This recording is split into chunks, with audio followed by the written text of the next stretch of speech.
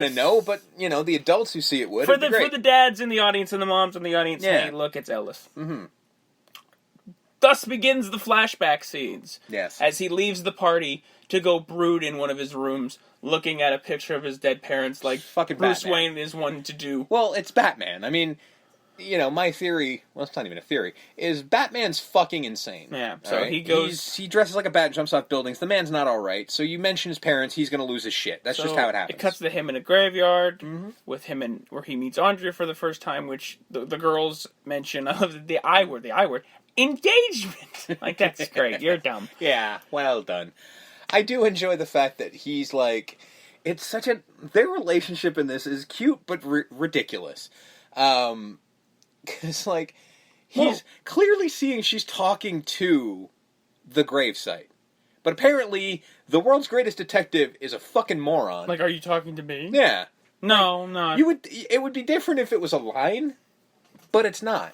He actually legitimately doesn't know. But also, what makes me think this girl is cuckoo for Cocoa Puffs, she goes back to talking to the gravestone of what... oh my god, that was Bruce Wayne. Yeah, she's talking to her dead mom, and it's just like... No, nothing. It was just that she's Bruce Wayne. You know Bruce Wayne, Mom. Yeah. And then Bruce like, are you sure you're not talking to me? I heard my name that time. Like, come on. And then she explains, I'm talking to my mother. He's like, I talk to my parents too, because we're both insane. Which he does. A lot. Mostly asking if it's, you know, if what I'm doing is right. And no. And then it cuts to him before the bat, where it's just him in a ski mask taking on mobsters, and they didn't fear him. Yeah, he has a whole thing where they laugh at him, and you know, but he still fights him and he wins, and there's a whole car wreck.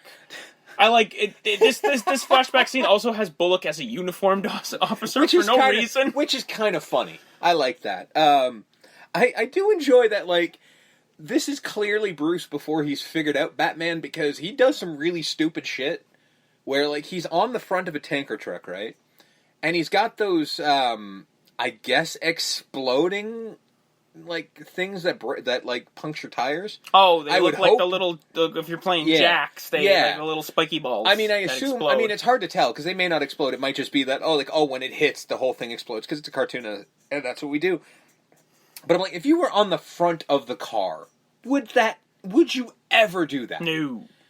Because he does it, and of course the car, the truck flips, and he thankfully is on the front, and somehow it doesn't go forward, even though it would, because it was the front tire, so you would think the whole thing would flip. But no, it's top heavy. It somehow just goes to its side, and it's cool, and then he sort of almost gets squished against a wall.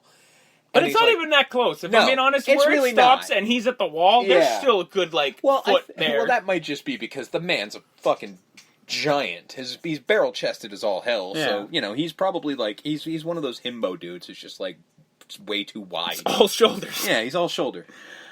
Then cut to him all fucking taped up, and he doing jujitsu. Yeah, which he mentions he's they're not afraid of me, and I need to figure something out. It's like, yeah, you need to be Batman. We get it. Then Andrea's like, what are you doing? He's like, jujitsu, and I'm like, no. No, but what she does is, I've taken... Somebody talked about this, yeah. I've taken jiu-jitsu. That's kung fu. Yeah. And karate. He's doing... And there's a judo throw in there. He judo throws her. Yeah. And when they're on the ground, grappling, that's a bit of jiu-jitsu there. Her takedown is jiu-jitsu. His is not. That's from what I read, was that his is like a combination of like you said, like kung fu and things like that. She leg takedown. She does a leg takedown. No, he does. Oh, yeah. He does the leg takedown. But no, her arm apparently is the one. But I love the fact that her whole thing is like, well, you haven't called me. And he has the valid response of, you expect everyone who meets you to call you? And she's like, oh, well, and I can't remember her exact line, but it's something along the lines of like, you know, the ones that are important or whatever. I'm like, wow, you're a bitch.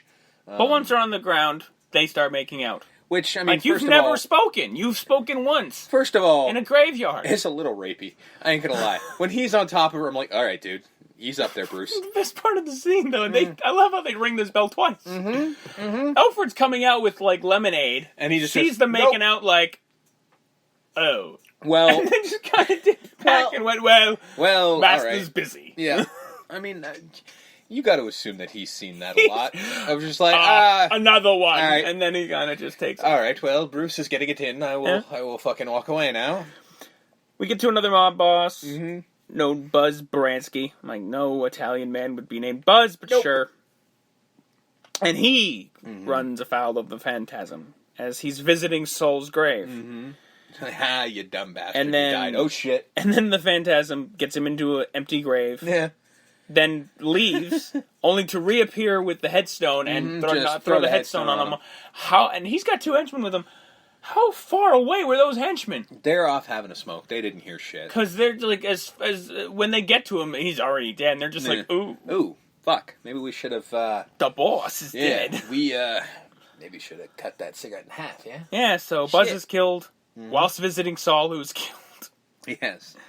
And then we kind of figure that later on, the author and the cops are again. Batman killed another guy. Yeah. And Commissioner Gordon's having none of this. No, he didn't. He didn't kill people. I don't know who's killing these people, but it's not Batman. And, like, nobody questions him. No. Like, well, how do you know? Well, no, my question is actually the opposite. With everything Batman's done, we're gonna trust 2 gangsters' opinions on everything without going, you know what, maybe their testimony's a little suspect. Well, also because Batman's never killed. Yeah. So why start now? Yeah. And it's like, we've known Batman for several years. He's worked with us. I mean, Bullock is never going to question it because Bullock hates him. And they've worked together even. But, like, none of them are going, you know, these gangsters, their opinion is suspect at best. Maybe let's look into it before we just immediately throw a SWAT team at the Batman. I don't care what Ellis says. Let's give it a minute before we immediately accuse the Batman. So he's once again doing his detective work, investigating. They try to get a hold of him. They're like, "Oh, we'll just do the thing, the bat signal, and he'll come." But no, he's off in the graveyard investigating. Well, he heard the whole thing, and I do enjoy that cute little moment where he's just like, "I'll have no part of it," and they cut to Batman. He's smiling, like, "Oh, my friend is defending me." So he goes to investigate the gravesite. He runs across his family, his mother and father's gravestone, and again broods like Batman's one to do. This goes into nuts. He can't walk by the grave of his parents without brooding. Like, he has to do it. We'll get to it later. There's a whole conversation. Yeah, but that actually makes sense. That one actually makes sense. This one is just like, he can't walk by it without going, must brood. Yeah, he sees Andrea, who is now back in town. She's doing the same thing. Getting her, fixing her mom's gravestone, complaining about the ground screw. Then she sees, oh, hi, Batman. Jesus, it's Batman. Wow, that's interesting. And he runs off. And she runs after, like, wait. And then looks, it must be Bruce. That's a fucking leap. Just because he's standing in front of it. Yeah. Now, granted, you might have seen him, kind of catch a glimpse, oh, no, I caught you brooding. She didn't see him. That's true. So she did not see him. He saw her. So, no. Although she's been close enough to that chin, she might... Well, yeah, it might have, but, I mean, she didn't see him long enough, because he's smart enough to run the fuck away. He's about to go, oh, shit. No, yeah, he's bye-bye. like, oh, shit. If anyone's going to recognize me, it's her. You know, she's seen the little bat, so, no. We've all seen it now. That's true. See issue 1 of Batman Damned. You cannot find it for under $60. It's a first appearance. A bat penis. It is. It fit the story. Shut up. Arthur and Andrea are on a date. Yeah. Yes. I mean... Now, I don't know if this is just the animation. Sure. But as they're talking, it's raining, and Batman's spying on him because he's a weirdo. But you can clearly see him! Like, if they both just kind of look over and go, Jesus, it's Batman! Yeah. However, and he's spying on him. However, I can't shit on it because this is the most they've ever gotten to making this look like the Fleischer Superman cartoons is this scene. So I'm like, you're right. Because of his cape. And the cape flowing, the rain, like rolling off of him. The animation is so fucking gorgeous in this moment. I'm like, yeah, all right. Even though Batman's being a fucking super creep. Well, I mean, that's what he does. He's a super creep. Super creep. I mean, is it any worse than Superman in Superman Returns? Oh, no. You know what I mean? Like, yeah, he's spying on his girlfriend, who, let's face it, if we're going to look at this shit, in Superman Returns, he left. So he has no fucking right. He boogies. We'll get to it in a minute, but she splits without telling him. So he's looking at going, my girlfriend's back, and she didn't fucking tell me. And why is she on a date with this ass clown who wants me to fucking go to jail or dead? Fuck this. No, I'm going to investigate this because I'm the goddamn Batman. And that's how Steve defends Batman being a super creep. I will defend Batman into the end. Like, whatever he does wrong, I'm like, he had a reason. So, another flashback. This is more Bruce and Andrea stuff, and they're together now, and come meet my dad. All happy, and he's just like, oh, I can meet your dad, sure. Yeah. And right now. And he goes, oh, well, all right. And they go right now. Shit, okay. As Carl is in a meeting. But you called my bluff. But Arthur's there as well, and he's like the fucking pencil neck geek. He's Carl's right-hand man, but you can see that he's kind of a nobody. Yeah, he's a brown noser, gets to where he gets to. So they're all in one scene together. Then Saul shows up, a younger Saul, and we all find out. Oh, so he's kind of and he's chewing on a cigar, like, ha, I get it. Yeah, he's in. He's in with the mob. Then Bruce fights a gang.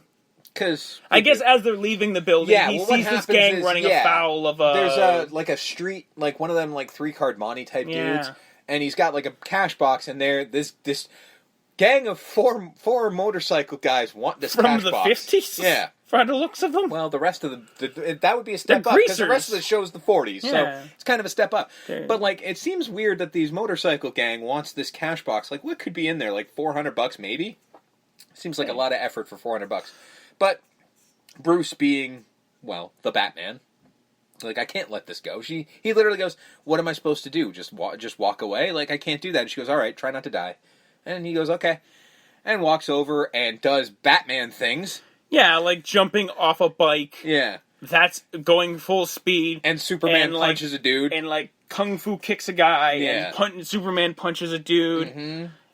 Out of Batman clothing. Yeah. Then at the very end, he looks at Andre going, oh, I can't be too good. Yeah. Because if she realizes I might be the... Well, no, he's not Batman yet. So he's not looking at that. He just sort of like...